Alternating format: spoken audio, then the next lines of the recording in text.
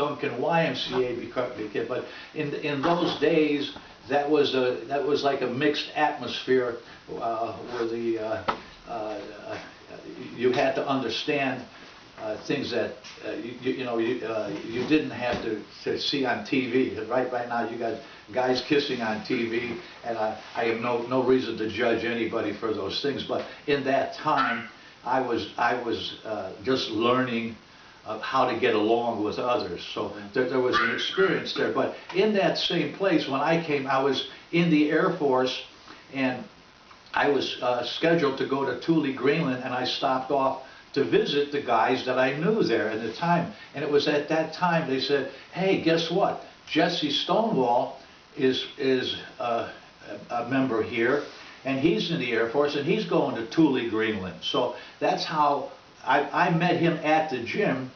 When he came in, they introduced me to him, and then we became training partners in Greenland. Now you got to remember, in Greenland, it's a period of time during the year where it's 24 hours of sunshine, and then there's a time of the year when it's 24 hours of dark, and you have to adjust to that kind of proposition.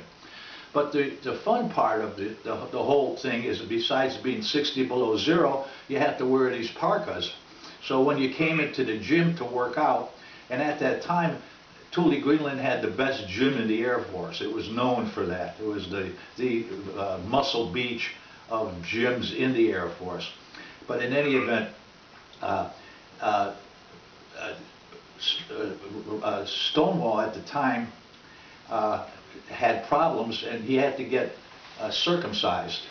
So his name was Flash, because he would walk so slow because he had to walk in with his parkas on, and he couldn't have any friction on his member, and so his name was Flash. So later it became Rock. So I thought, from a comedic and yet respectful means, every man can understand this disposition. So with that, I'll turn it over to Al. Yeah, what explain to the peeps who Rock Stonewall actually was, because he predates a lot of the audience. Rock was competed primarily in the Weider competitions. Mr. America, Mr. University won, Mr. Central USA, Mr. North America. I mean, every contest that was Weider had, he had entered. But Stonewall was a piece of work, because what Bob didn't tell you was that Bob used to have what was ultimately called Blair's protein.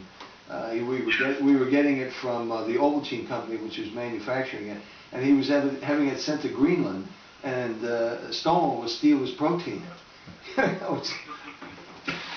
And then when he got out of the Air Force, borrowed. Leave it on the windowsill. Reimburse you later. He got a job at Eaton's Health Food Store at 28 East Van Buren. I'm going to reimburse you, babes. Yeah. And Stonewall was known for being an absolute thief, because we go down there, we're 13, 14 years old, and he said, well, champ, you want to get big like me? And he'd flex his arms, and you'd be looking at his arms, you're 13 years old, oh my God, look at that. And we'd wind up buying all sorts of crap, take it home, and every one of us had the same response. We get diarrhea. We go back, we say, Rock, this is not working, man. I got sick when I took this stuff that you sold me. He said, well, champ, here's the problem. You weren't taking, and then you'd leave the store with another bag load of crap, and the same thing would happen. So, and one time a father noticed that Rock was charging extra on the bill, and so he took his kid downtown, confronted Rock, and said, hey, what the hell's going on here? He says, well, this is my nutritional consultation fee. And the owner hired him and put him on salary, to avoid that kind of crap.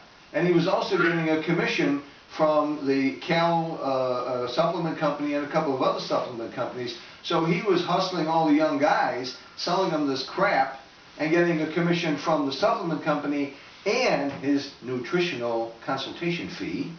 And he sold the Weider stuff out of his trunk because it was full of sugar. Yeah. He told me, and then Stonewall himself would take Blair's protein. Right. And then he'd reach behind him and pull some stuff off the shelf behind a register and say, here's what you need. He didn't even know what he had in his hand. He said, here, just You know, You guys said he called Rock Stonewall, called everybody Babe and Champ, right? Right. yeah. Everybody was Babe and Champ, and when I was working for him, when he owned the Tri-Folk Club, I found out that he could never remember everybody's name, No, so you he know just called it anybody's Babe or name. Champ, and that was Yeah. it. Now you got to remember that Rio H. Blair was a name for Irvin Johnson, who was into astrology, Right. and because of astrology, his astrologer told him that that name, based on the numerical factors, wasn't right, so he had to change to Rio H. Blair. So when you talk about Blair protein, which was Optipro, which was made by Ovaltine. Ovaltine, yeah. And Blair Ovaltine died company. at what, 50, just like Perry Rodale and all these other health proponents? Yeah. Yeah, well, Stonewall was fired from his job at Eaton's because the owner found out he was charging the nutritional consultation fee, and in addition to that, he was banging the owner's daughter. Hey, language. Tell about the mob looking for Oh, me. yeah. Beep, beep, beep, beep, beep, beep, beep. I was managing the gym for him, and Rock was running his own prostitution ring. And these two guys came to the gym before we opened, and these were the biggest Italian guys I've ever seen in my life. And they wanted to know, "Hey, where's Rock?" I said, "Well, he's not here right now." I said, "When will he be here?" I said, "I don't know. He makes his own hours. He's the owner." He says, "We know that. Do you mind if we wait?" I said, "Well, no, I don't mind at all. I'm 18 years old." So we march him over to the lounge, which is a ripped-up couch and an old Sears Silvertone black and white TV with a coat hanger for an antenna. They sat there for 3 straight days waiting for Rock to show up. Rock never showed. He calls me up. He says, "Babe." I said, "Rock, don't babe me. Don't champ me. I've got 2 shaved gorillas waiting in the gym for you for 3 days. What is going on?" I already knew what was going on. I grew up on the West Side. And he says, "Well, champ, I got to go underground for a while. You take care of the gym. Dottie will be in charge," which was his ex-wife. That was a smart move. Give your ex-wife power of attorney over the gym. She sold the gym to 2 meatballs for $500, and they moved it out of the loop. Yeah, out of the loop. That was the best gym I ever worked out in, by the way. It was designed and equipped by Irvin Johnson. So Rock then makes his run for New York, and he starts to work with Leroy Colbert. He was married to Leroy's sister. So they catch up with him in New York, and then they chase him all the way to California. He gets a job with Jack LaLanne. Jack LaLanne lets him live in his compound, so he's safe. He starts training at Bill Pearl's gym. Then Rock, who had a gift of gab like nobody you've ever met, talks Jack LaLanne into getting a loan on a 1971 Eldorado convertible. So Rock was going back into business. The outfit, so Jack LaLanne co-signs on the loan, and the outfit lets Rock know they caught up with him by torching the Eldorado. Wow. Jack LaLanne gets stuck for the balance of the loan. Then we found that out because Jack LaLanne was in Chicago pushing his My Fair Lady salons. We went to see him, and I said, "Jack, how you doing? I understand Rock's working for you now." He leaps from the chair. He says, "Where is that son of a bitch?" And then he tells us what happened. I says, "I have no idea where he's at." So then Rock winds up going from California to Madison, Wisconsin, sets up a ring with the college girls in Madison. They catch up with him there. They chase him back to Chicago, and he starts dealing dope in Rogers Park in Chicago. And he's standing on the corner with Sergio Oliva. Sergio was a police officer in the 24th District in Chicago. And lo and behold, about 10 police cars come flying up on the corner, guns drawn, orders Stonewall to the ground. Sergio standing there not knowing what the hell is going on. And Sergio told me the story himself. And he says, "I had no idea Rock was wanted." Now Sergio was a foot guy, so he never went to roll call. And they had Rock's picture on the wall saying, if you see this guy, arrest his ass. So they put Sergio in a squad car, take him to the police station, and in the meantime, the lieutenant is screaming at Sergio, "What the hell is wrong with you? We've been looking for this guy for months, and your ass is on the corner talking to him? What's wrong with you?" Sergio was dumbfounded, so he had to write a report saying, what his relationship was with Stonewall. And Stonewall went to prison after that, and I understand after he got out, he went back to Pennsylvania, where he died. of a stroke. So that was the saga of Rock Stonewall. He ended up in a wheelchair. Yeah, he was in a wheelchair for quite a while. But you know, you had to love the guy. I mean, no matter how big a thief he was, and you know, I personally saw him do 40 chins. in a row. In a row. Yeah. Wide grip chins, unbelievable back. One of the best back I've ever seen. This is before drugs. This is Thule, Greenland. Nobody knew nothing about drugs at that time. This different story nowadays. When we get into the era of Sergio and to follow the lead of Al, whose memory is tremendous, I have to say, wow. In fact, for the past 3 days, I've had dreams every night of recalling all of these things. It's kind of reiterating this, but there was this feature article about the Duncan YMCA, and you got to remember where it was located. Okay, it was Monroe and Ashland was where it was located, but Madison and Ashland was considered Skid Row. That was the next block. Okay, so that was considered Skid Row. So we're like a half a block north of Skid Row, literally, and unbeknownst to me at the time, but only to be deliberated in the Chicago Tribune, they had a picture of me and some of the guys that were in the athletic portion. We were winning competitions and stuff, and pictures of Sergio in that, and in that they also mentioned that it was a hangout for the mafia, and so Tony Barbarossa and Sal Maglio and all those guys, his name, Sam Giancana, all Sam Giancana, all had lockers there, and they were members of the Duncan YMCA since they were kids, and that was their private executive club. And I used to go in there every day, and I knew them all by their names, but not their last names, nor did I know them as, again, I was naive in terms of the fact that here we have a mafia that's in that. So it was interesting atmosphere at that time, but to be revealed in the Tribune. So, of course, the YMCA had problems with this. And so after a couple of years, we had nothing but success at the Duncan Y. I mean, people were coming from the suburbs, just filling the place. And the guy that was running the YMCA's came in one day and said to me personally, he says, "Bob, we got to let you go." He said, "You know, and we can't tolerate the hernia factory anymore." So in terms of respect for bodybuilding and weightlifting and all, we had powerlifting, we had weightlifting, we had shows going on. The place was a mecca, but the YMCA had to close it down, not because of the mafia, but because of the hernia factory. So, if you take it from there, Al. Yeah, the Duncan Y was a very interesting place because Bob had created two gyms. One was in the first floor. He took a basketball court and turned it into a bodybuilding mecca, and the basement was for powerlifting and Olympic lifting. And he had a gym down there that would rival any Russian, Bulgarian, or Romanian gym. I mean, it was phenomenal. And one of the things that Bob did, which he didn't mention, is that the best equipment in the world for weightlifting came from Russia. The Russian weightlifting equipment was considered the Rolls Royce of lifting equipment, and we had York barbells and Ivanko, the Swedish one, Eleiko. We had Eleiko bars, but the Russian set was not allowed in the country because it was manufactured in the Soviet Union. And you got to remember, back in the 60s, the Cold War was raging, so if you were caught with any product made in the Soviet Union, you get arrested. So Gajda figured out a scheme to have the Russian Olympic set snuck in through Mexico and then wired its way up to Chicago, which is where we wound up with a Russian Olympic set for the guys. I mean, you got to remember the guys that were training. You had Phil Grapaldi, Russ Nip, Mike Karchit, the Olympic team. I'm trying to think of Freddie Ball.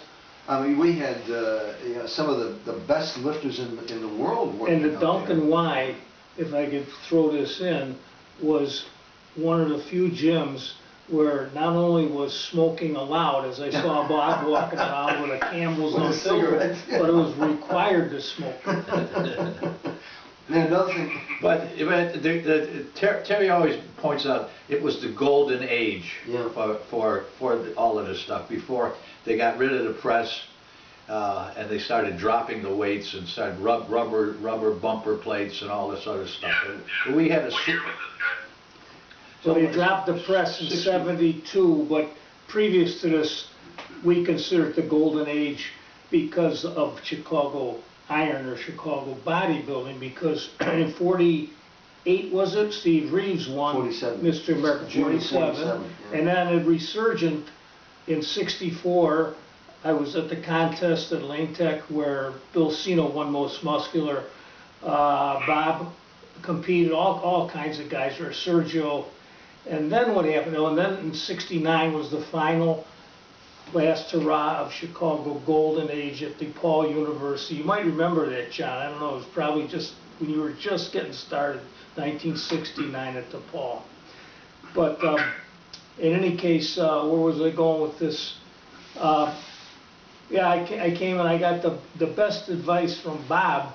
He was always happy to help guys for free, and I went in when I was a teenager and I had contracted the dreaded iron fever, of which there was no known cure. And I said, Bob, what should I do for my triceps? And Bob helpfully replied, do tricep exercises. And That made sense. and that changed my life. I turned everything around and became the sitting in my basement as I am today doing this Wayne's World podcast. well, yeah, a quick story about the 69 Mr. America. This is when Arnold Schwarzenegger was sent by Weider to Chicago to find out what exactly did Sergio do. I mean, how did he train? What did he eat? And Weider, and I had dinner with Weider in 2004, and he openly admitted, he says, I had to get rid of the Cuban rebel. He said, I wasn't making any money with this guy. He was driving me nuts. So he figured, Schwarzenegger was going to be his boy and sent him to Chicago to find out. So Arnold says to Sergio at the 69 Mr. America, he says, I want to train with you. Sergio said, fine. He said, I train at the Duncan Wyatts at 1515 West Monroe. Show up, we'll train. Schwarzenegger showed up, and then Sergio promptly mopped the floor with him. There was no way in the world that Arnold could keep up with Sergio. I mean, in anything, benches, squats, chins, dips. I mean, Arnold openly admitted, in the middle of the workout, he said, I'm done. Now, he gets a whole... What kind of workouts and what kind of weights was Sergio using? Well, back then he was doing repetitions with 500 in the bench, easily 500, 5.5 in the squat.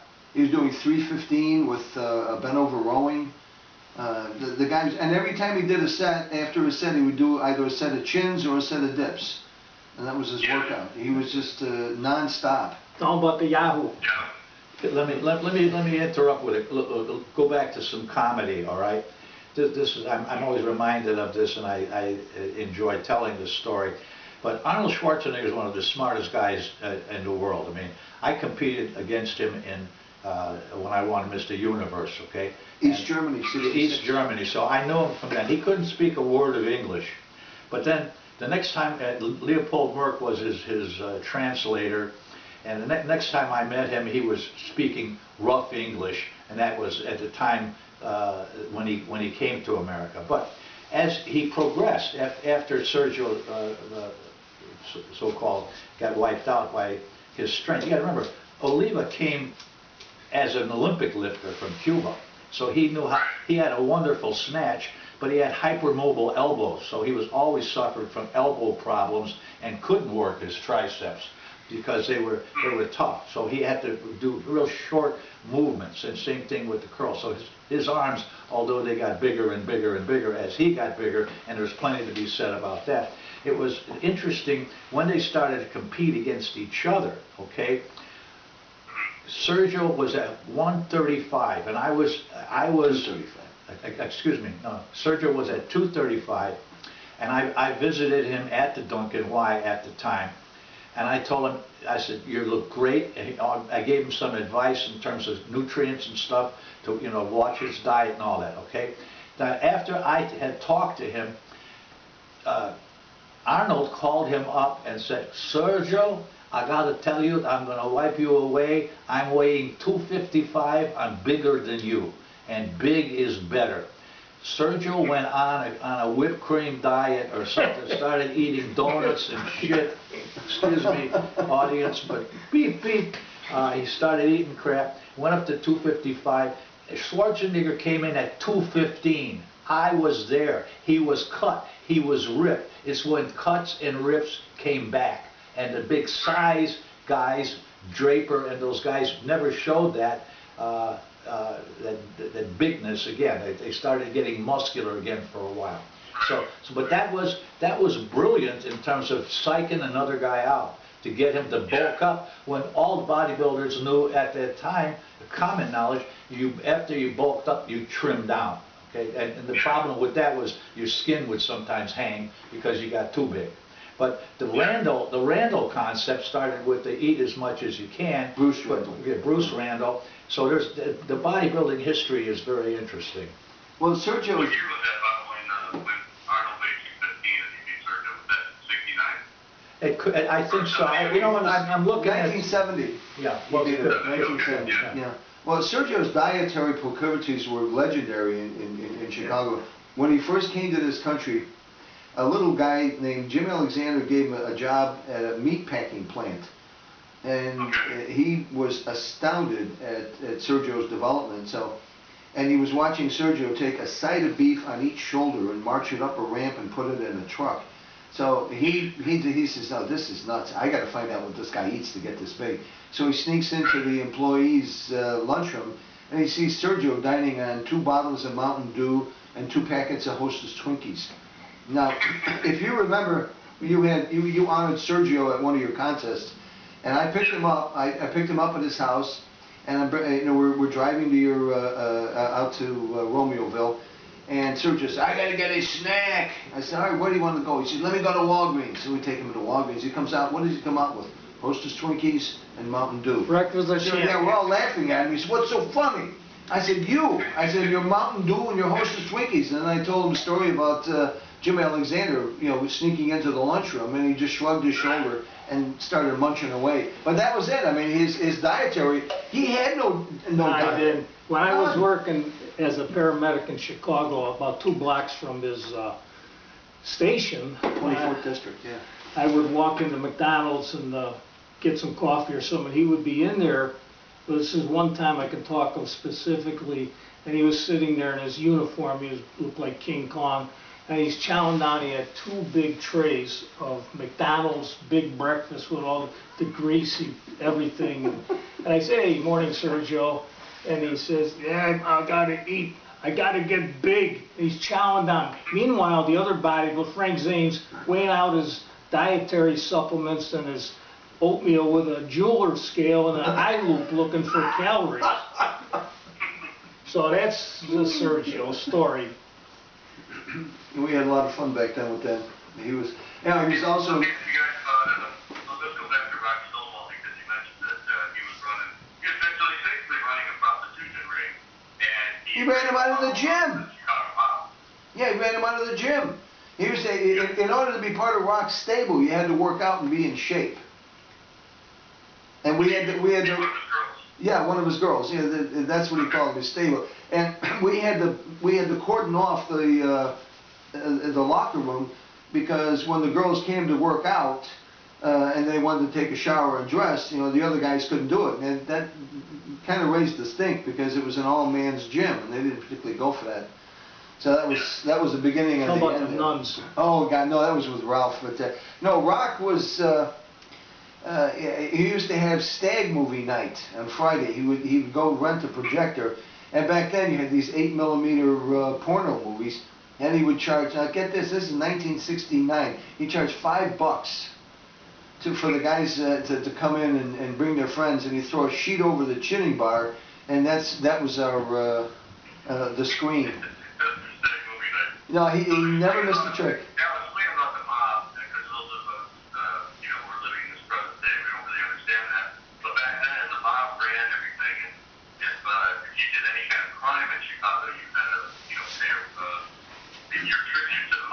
Well, the problem problem Rock had is he was doing it downtown. Now, I think if he was doing it on the south side or the west side, they kind of leave him alone. But no, he had to do it in the Loop. You know, it was his prostitution ring. The problem with that is that the girls were kicking back their street tax to Gus Alex. Now, Gus Alex ran the Loop for Tony Accardo, which was the mafia in Chicago. And he wanted to know, where is Rock's share? And the girls said, you know, that's your responsibility and not ours. And that's when they started chasing him. And the street tax back then was 50%. So Rock always spent his money, and he didn't have the money to pay Gus Alex, and that was a big mistake. You know, back then they usually beat you half to death. But when Rock's case, and I wound up after I graduated college, I had my own construction company. I did some work for Gus Alex.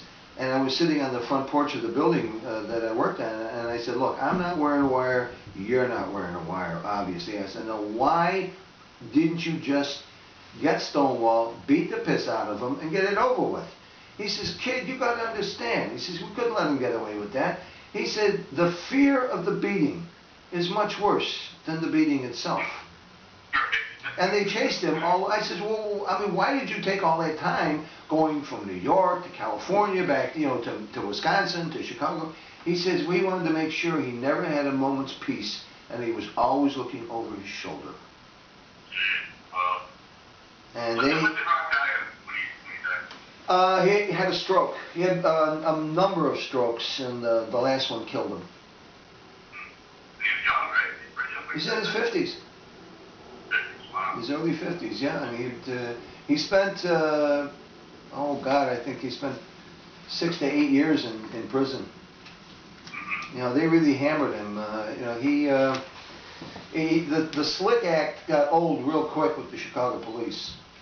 Right. He was married to Leroy Colbert's sister. Right, and they got a divorce, and he also had a side job on State Street in Chicago, where right now rests the Harold Washington Library. Rock used to do security work or bouncer work for the strip shows that were on State Street, and I think that's where he met his second or third wife. So he was always into some kind of scamp activity. Sharp guy, though. Tell me a little bit about some of Sergio's workout and stuff, because I love heard stories about how unbelievably strong he was. Of course, he was probably most genetically gifted body forever. So you guys were there when he was in his prime, and you saw him in his prime. Tell me a little bit of some of the stories that you saw. I always say that Sergio taught me Olympic weightlifting, and I taught him bodybuilding.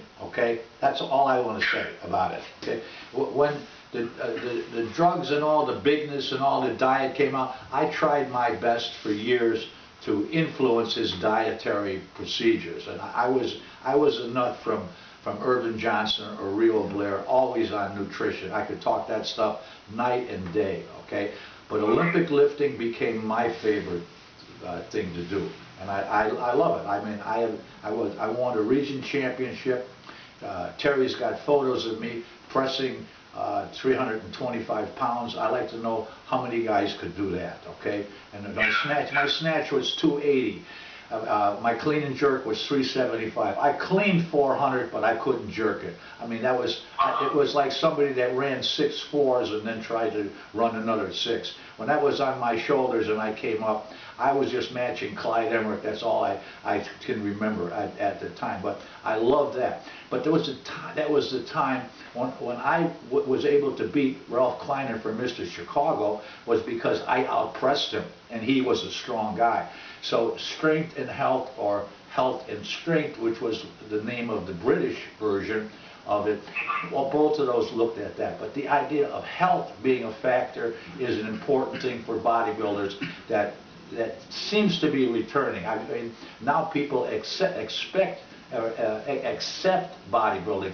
In my time, the Catholic Church was ready to run me out for vanity and all the other sinful vices that you can be accused of because you looked in a mirror. But you want to do good bodybuilding, you need to look in the mirror, not because you're admiring yourself. It's because you can see where your form is, and so you have to be able to regulate form. So it has changed dramatically. I'm happy about that. I'm saddened about the fact that now there's no resources except for guys like you who can bring the health factor back and emphasize that, and we can start getting strength back in terms of where it belongs. Now you can do that because physical fitness took over. Nowadays, every plasma that you can go, you can see some yoga side. There's all these yoga gurus out there, all of whom which have achieved samadhi and nirvana, and they can take your money. You can talk about Stonewall taking your money, but these guys are taking your money. I went to University of Chicago to study religion, and they had some people there who would talk about Zen Buddhism and yoga and all this stuff, but in a much different manner. And their books are available, but they say, Patanjali's sutras, they say, if the man has not achieved nirvana and samadhi, and they followed a vegetarian diet. I never saw a vegetarian win Mr. America. That's a protein diet. There's a different thing. Bob, you mentioned TV pioneers one of the local shows in Chicago because you lived in North. So I know back then the Mr. America contest, the AU Mr. America, they gave you points for how much for your listing stores, right? But they did that in all the shows. They did that in the local shows. Yes. You had to have athletic points. If you're going to compete in a physique contest, you were given point. If you were an Olympic lifter or a power lifter, or if it was a tie. You know, and it would also help break ties. But so when you're asking the question about how does Sergio train, that's how he trained then. Okay, I became separated from that environment and all of that because I was asked to leave the YMCA, not by choice, but because of like Al can talk about the mafia, but we also had the Chicago Police Department captains in there, all part of it, playing handball in there. I used to play handball and racquetball was just starting at the time, so that was a part of the environment. But that was the same time when you could put 20 bucks on the back of your driver's license, the cops pulled you over, and that's the way Chicago was working. It's different now. I mean, but the environment then, like that. My point is that now you know it's not a sin to develop your body, or pay attention to it, or overdevelop. It's a I don't know, Terry, how to say it. Well, there's a paradigm. Back in the days of John Grimmick and Steve Reeves, you were going for physical culture, health, size. Now we're up to the day of Rich Piana, who I enjoyed watching, by the way. He just goes so far over the top. And of course, there was the drug, you know, and I'm not a saint, but there were no drugs in the 50s and 60s per se. There was some natural testosterone around, but you know, the champs were not a product of that.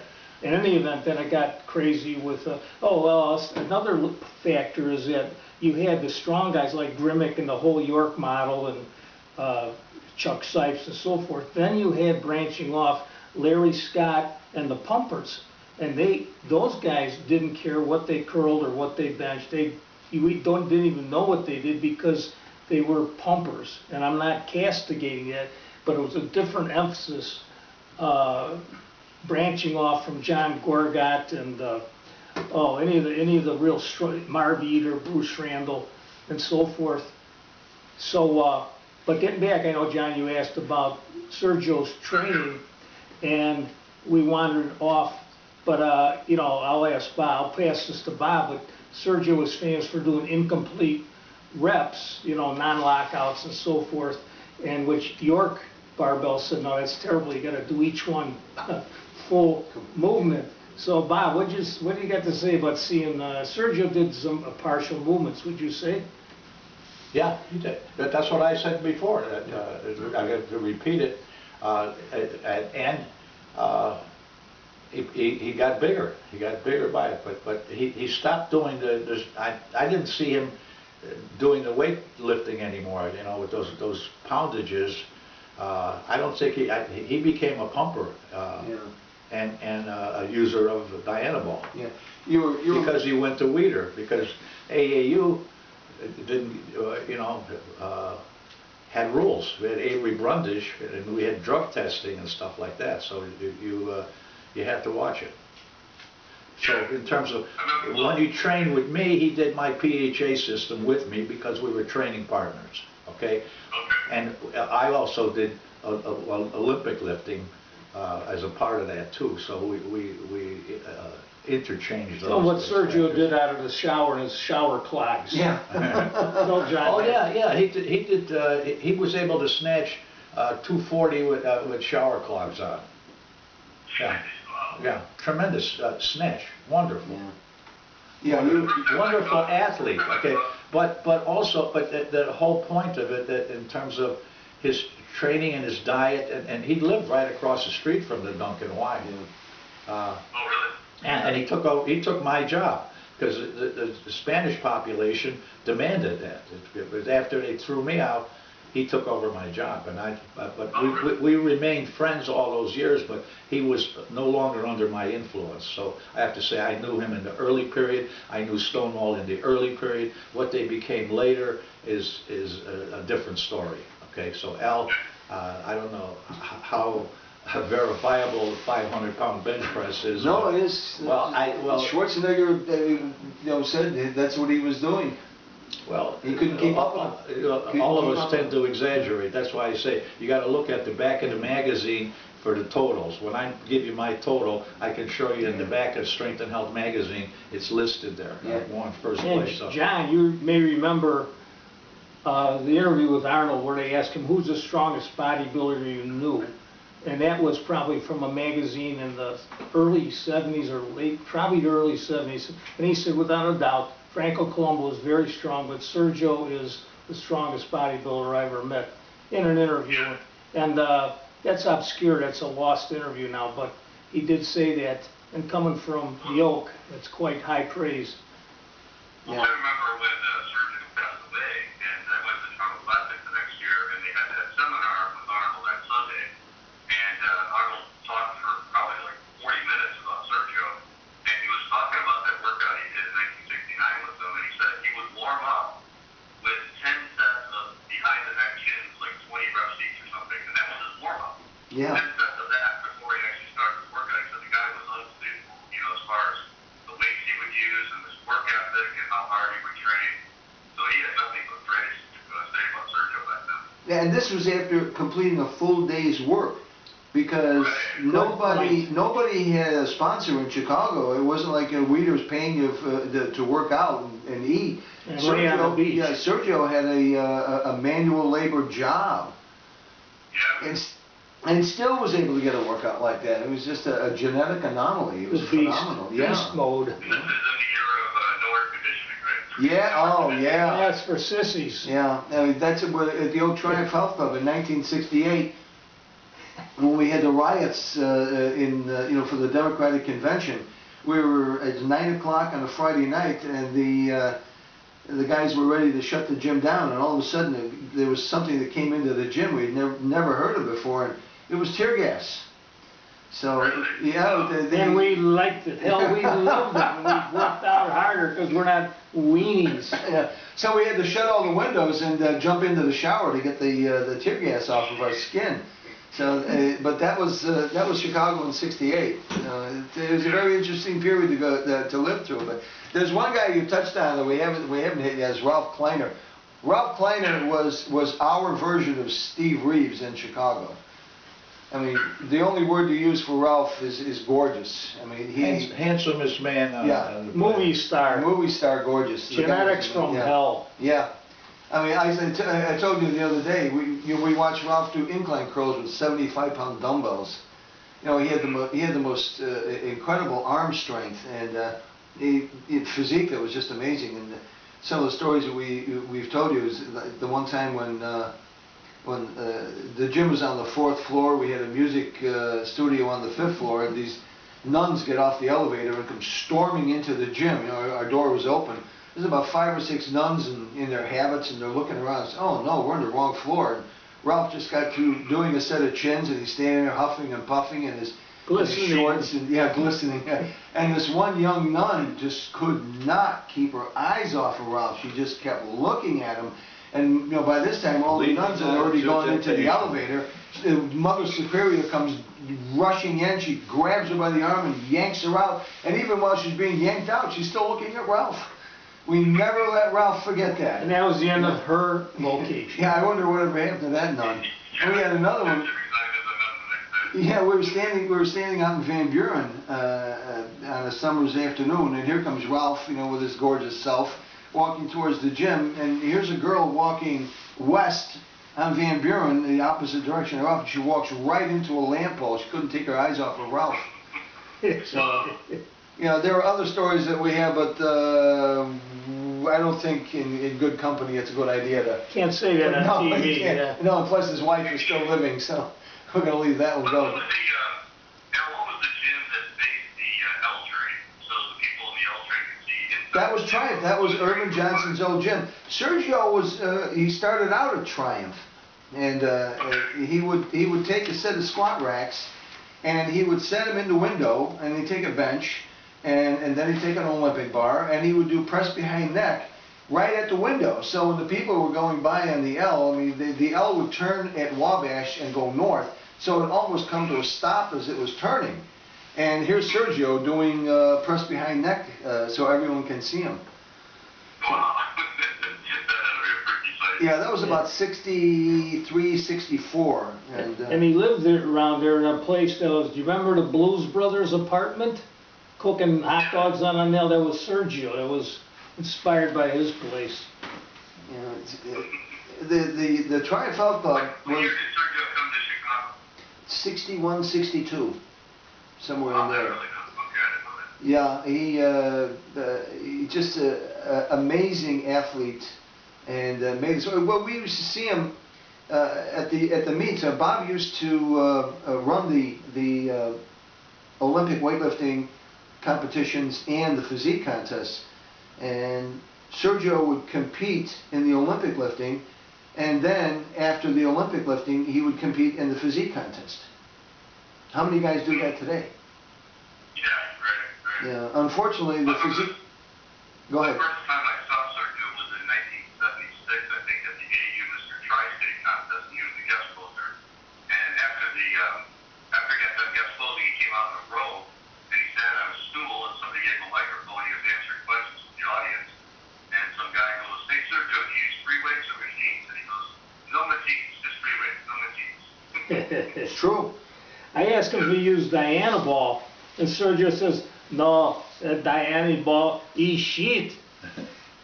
I said, "Okay, Sergio, you can bleep that out." No, we can say anything one. Yeah, and Oliva was. What upset us is there weren't that many people at his funeral. Yeah. You would think there would be a lot more, but he was kind of let down by the Latin community and the bodybuilding community. There was very few people at his funeral. Yeah, I talked to Blair Cole recently, and he said the same thing. You know, he really admired Sergio when they competed on a Junior Mr. America together and stuff. And he said he didn't even know about Sergio's funeral until after it was over. And he was trying to get hold of Sergio's manager to pay for the headstone. Oh wow! Yeah, a couple of months before Sergio died, Bill Pearl was in town, and he wanted to see Sergio, and he asked me, he said, "Well, you know, can you get a hold of Sergio so we can get together?" I called him and he wouldn't return my phone call. Finally, I went over to his house, and I see him now. By now, he's like a little old man walking with a cane. And he couldn't even get the key into the lock, and I got out of the car, and I walked over, and I took the key, and I opened the door, and I said, "No, you don't tell me why you didn't return my phone call." He says, "I know what you want." He says, "But, you know, you got to tell the guys, I don't want anybody to see me look like this." And what I didn't know is that some thugs in the neighborhood jumped him about a month or two before, beat him up. Yeah, beat that necklace. And they took all the gold that he used to have hanging off him. If you remember, he used to have all that gold, you know, dripping off him. Yeah, they pounded him pretty good, and in reality, he never really recovered from that beating. And that was, and then soon after that, we found out that he had died. I think that's where you see all these Spanish baseball players with the necklace now. Yeah, say it again, John.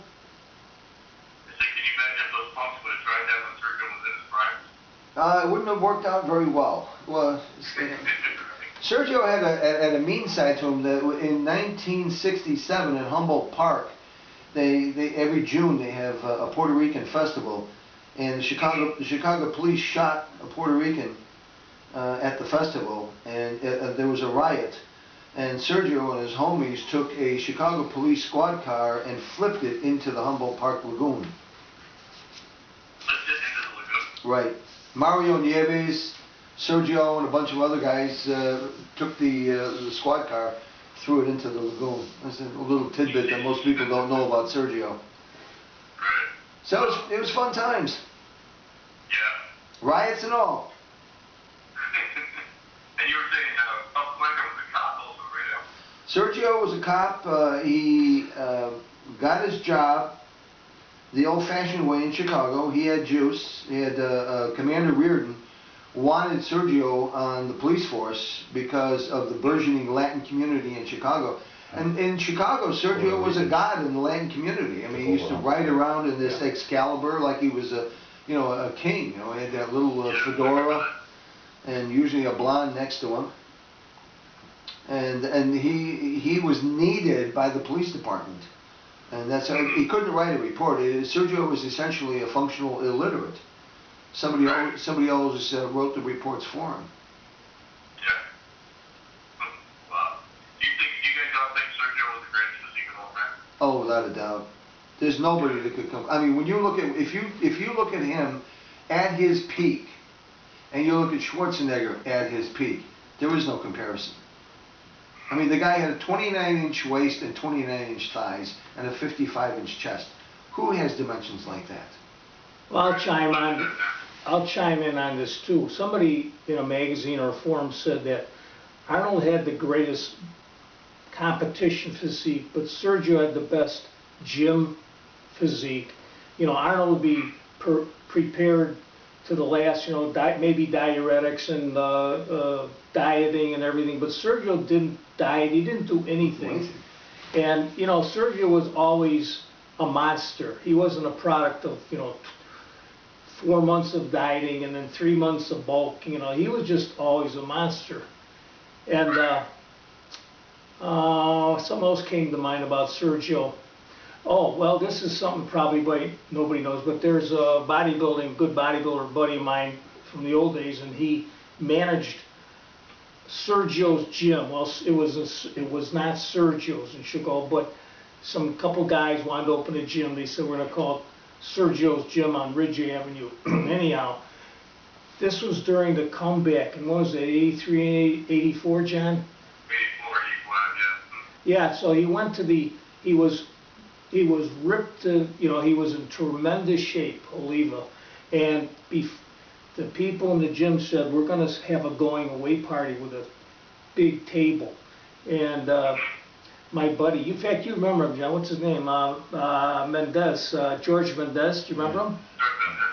Well, he said, please don't do this, make this table, because he's going to eat from one end to the other, and he did. The night before he flew out, he said he was veiny before he got into the table, and ended up at the contest like a jelly donut. He was all water. Now, see, that's the thing he would do. He wouldn't be, like Zane, where everything is just, to the nth degree. And that was what made him great, and the fact that he was always fully employed, not laying on the beach. And some people say, well, that's the way bodybuilding competition is. The best guy wins. And I say, well, that is true.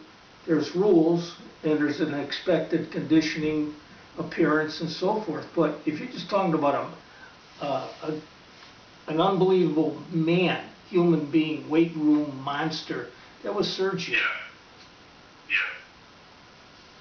he's one of a kind, that's for sure. I mean, even today, how many years has it spent in the 60s and 70s, and, I'll post a picture of him, even from his later years, like 1980, 81, and I'll post it on Facebook, and just the comments you get is unbelievable. There's never been a physique like Sergio before, No, he was one of a kind. Yeah. And ironically, he did not want Sergio Jr. to go into bodybuilding because he knew it was a swamp of drugs and politics and really no financial gain. You probably spend more money as an IFBB pro than you earn, and you and I have talked about this many times. Your net winnings are, after a year are minus something usually, unless you're unless you're Jay Cutler or one in a trillion people. But so I hope that Sergio Jr. Really gets his priorities right, because Sergio died.